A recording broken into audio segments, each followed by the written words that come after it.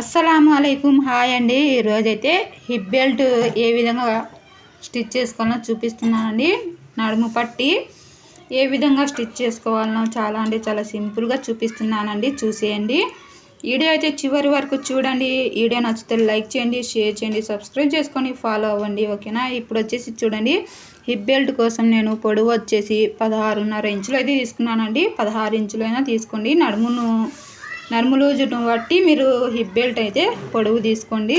ఎడల్పు వచ్చేసి 3 ఇంచులు అయితే తీసుకున్నానండి. ఇంకా లైనింగ్ చూడండి, లైనింగ్ లోపల లైనింగ్ అయితే వేస్తున్నాను. అలాగే మెయిన్ పీసులు అయితే 2 పీసులు అయితే తీసుకున్నానండి. ఆ తర్వాత ఈ విధంగా మూల వచ్చే విధంగా కటింగ్ అయితే చేస్తున్నానండి. స్ట్రైట్గా అయినా స్టిచ్ చేసుకోవచ్చు. ఈ విధంగా మనము మూల వచ్చే విధంగా కటింగ్ అయితే చేశాను చూడండి. ఈ విధంగా స్ట్రైట్గా కూడా స్టిచ్ చేసుకోవచ్చు. ఈ విధంగా మూల అయినా కటింగ్ చేసుకోవచ్చు అండి. ఓకేనా, మీ ఇష్టము. మీకు షేప్ ఏ విధంగా కావాలంటే ఆ విధంగా స్టిచ్ చేసుకోండి. ఇంకా ఇవి పక్కన అయితే పెట్టాను చూడండి. ఇప్పుడు వచ్చేసి మనము నాడా కోసం అయితే స్టిచ్ చేసుకోవాలండి. మనం బ్యాక్ సైడ్ కట్టుకోవడం కోసం నాడా అయితే స్టిచ్ చేసుకోవాలండి.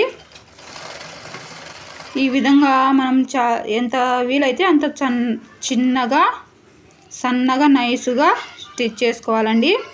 ఆ తర్వాత ఎగస్టున్న క్లాత్ని అయితే నీట్గా కటింగ్ చేసేసి ఇంకా నాడ అయితే మనం తిప్పుకోవాలండి. ఈ విధంగా 2 నాడాలు అయితే స్టిచ్ చేసుకోండి. ఇప్పుడు చూడండి, సూదికి 4 పొరలతో మనం దారం అయితే ఎక్కించుకోవాలండి. ఎక్కించుకొని ఇలా స్టార్టింగ్లో ముడి వేసేయండి. ముడి వేసి సూది వచ్చేసి రాంగ్ సైడ్ తిప్పి ఈ విధంగా నాడాకు లోపల నుంచి చూడండి, ఈ విధంగా నాడాకు లోపల నుంచి మనం ఇటు సైడ్ నుంచి అటు సైడ్కు బయటకు అయితే తీసుకోవాలండి సూది అనేది.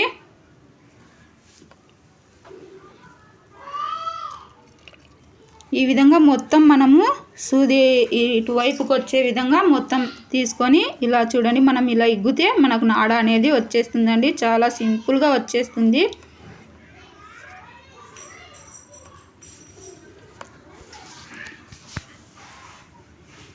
చూశారు కదా, ఈ విధంగా మనం నాడాలు రెడీ చేసి పెట్టుకోవాలండి. ఇటు సైడు అటు సైడు మనం 2 నాడాలు అయితే స్టిచ్ చేసి పెట్టుకోవాలండి. చూడండి, ఈ విధంగా స్టిచ్ చేసి పెట్టుకోండి. ఈ నాడా పొడుగు మీ ఇష్టం అండి, ఎంతైనా పెట్టుకోవచ్చు. ఇప్పుడైతే చూడండి, ఈ మెయిన్ క్లాత్ వచ్చేసి 2 రైట్ సైడ్ లోపలికి ఉండాలండి. రాంగ్ సైడ్ వచ్చేసి ఒకటి చెక్క మీదకి ఉండాలి, ఒకటి మన పైకి ఉండాలండి. రాంగ్ సైడు రైట్ సైడ్ వచ్చేసి 2 లోపలికి పెట్టుకొని ఇప్పుడు దీనిపైన మనము లైనింగ్ పెట్టుకోవాలా. చూడండి, ఈ విధంగా లైనింగ్ పెట్టుకొని మనం స్టిచ్ చేసుకుంటూ రావాలండి.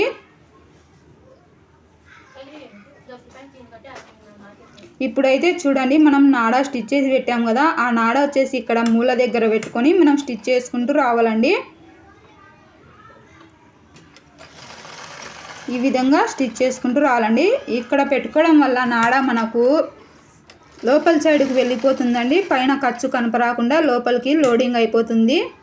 ఈ విధంగా ఒక పాదం ఖర్చుతో ఇంకా చుట్టూ స్టిచ్ చేసుకుంటూ రావాలండి.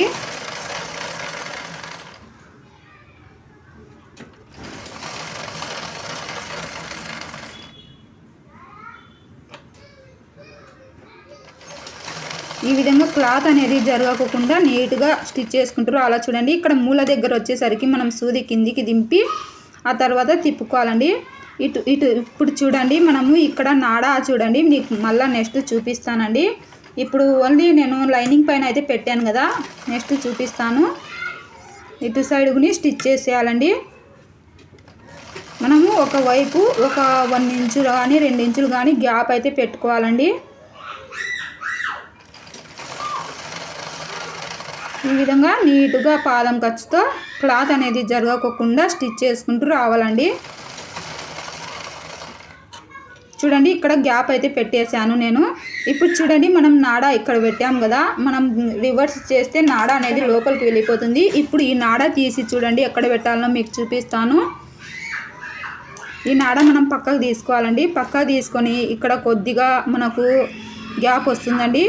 ఆ గ్యాప్లో మనం ఈ నాడా అనేది లోపలికి పెట్టేయాలండి. చూడండి, ఇలా లోపలికి పెట్టుకోవాలండి. మొత్తం నాడా మొత్తం లోపలికి వెళ్ళనిచ్చి మనము ఇంకా కుట్టు వేసుకోవాలండి.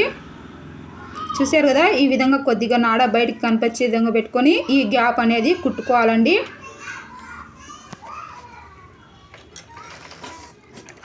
రెండు మెయిన్ క్లాత్ ఉన్నాయి కదా, రెండు మెయిన్ క్లాత్ మధ్యలో నాడ పెట్టుకోవాలండి. అప్పుడే మనం రివర్స్ చేసినప్పుడు లోపల లోడింగ్ అయిపోతుంది. ఇలా మనం లైనింగ్ పైన పెట్టుకుంటే రాదండి. ఈ విధంగా రెండు వైపులా ఈ విధంగా నాడ అయితే పెట్టుకొని స్టిచ్ చేసుకోండి. ఇప్పుడు చూడండి, మనం రాంగ్ సైడ్ నుంచి రైట్ సైడ్కు ఎలా తిప్పాలనో ఈ నాడ పట్టుకొని మనం ఇలా ఇగ్గితే రైట్ సైడ్కి అయితే వచ్చేస్తుందండి. నీట్గా ఈ విధంగా లోపల నుంచి మనం నాడ ఒక్కటి పట్టుకొని లాగితే వచ్చేస్తుందండి. చూసారు కదా ఎంత సింపుల్గా మనము వచ్చేసిందో. ఈ విధంగా వస్తుందండి. ఇంకా మూలలు అనేవి ఇలా నీట్గా బయటికి తీసుకోండి. ఆ తర్వాత పై స్టిచ్ అయితే వేసుకోవాలండి.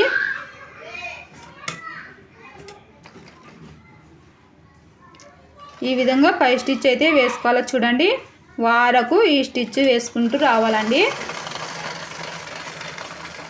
ఇది వచ్చేసి డైలీ వేర్ శారీ మీదకేనండి. డైలీ వేర్ శారీకే ఈ విధంగా అయితే స్టిచ్ చేస్తున్నా చూడండి. ఇలా నీట్గా ఇంకా చుట్టూ స్టిచ్ చేసుకోండి. చూసారు కదా ఈ విధంగా నీట్గా అయితే వచ్చేసింది. ఇంకా మనం హ్యాంగిల్స్ అయితే స్టిచ్ చేయాలండి. హ్యాంగిల్స్ కోసం చూడండి ఈ విధంగా సమోసా షేప్ అయితే స్టిచ్ చేసుకొని పెట్టుకున్నానండి. ఇంకా ఆ షేప్ని చూడండి, పైన ఉన్న మూలను ఇటు సైడ్ అటు సైడ్ ఉన్న మూలను ఫోల్డింగ్ చేసి ఈ విధంగా స్టిచ్ చేసుకుంటే మనకు పడవ షేప్లో నాడ అనేది వచ్చేస్తుందండి. ఇలా డబుల్ స్టిచ్ అయితే వేసుకోండి. ఆ తర్వాత ఎగస్టున్న క్లాత్ను కటింగ్ చేసేయండి. ఇప్పుడు చూడండి మనకు పడవ షేప్లో అయితే వస్తుందండి. ఇప్పుడు నేను పైన ఇంకొక గంటగుని వేస్తున్నానండి. మనం మామూలుగా డైలీ వేసుకున్న హ్యాంగింగ్ అయితే వేస్తున్నా.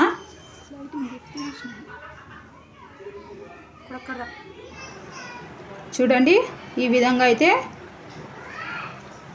డబుల్ స్టెప్ అయితే వేసానండి.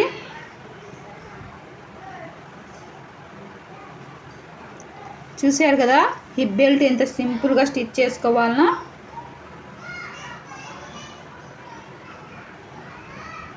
ఈ హిప్ బెల్ట్ వచ్చేసి బ్లౌజ్ చూడండి ప్రిన్స్ కట్ అయితే పెట్టానండి. ప్రిన్స్ కట్ పెట్టి అంబ్రెల్లా హ్యాండ్ అయితే పెట్టానండి.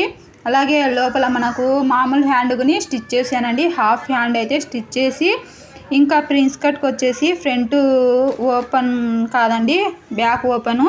ఇంకా ఫ్రంట్ వచ్చేసి స్టార్ నెక్ అయితే పెట్టేశాను. బ్యాక్ సైడ్ వచ్చేసి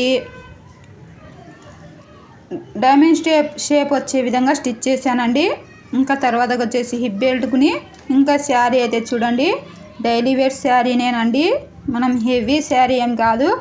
ఈ విధంగా డైలీ వేర్ శారీకి మనము బ్లౌజు అలాగే హిప్ బెల్ట్ స్టిచ్ చేసుకొని, బ్లౌజు కొంచెం మోడల్గా స్టిచ్ చేసి హిప్ బెల్ట్ స్టిచ్ చేసుకొని ఈ శారీ కట్టుకుంటే లుక్ అనేది సూపర్గా ఉంటుందండి. చాలా అంటే చాలా గ్రాండ్గా ఉంటుంది. ఇంకా మీకు ఈ వీడియో ఎలా అనిపించిందో కామెంట్ చేయండి. ఈ వీడియో నచ్చితే తప్పకుండా ఒక లైక్ చేసి అయితే వెళ్ళండి. అలాగే సబ్స్క్రైబ్ చేసుకోండి, ఫాలో అవ్వండి, మీ ఫ్యామిలీ ఫ్రెండ్స్కి షేర్ చేయండి.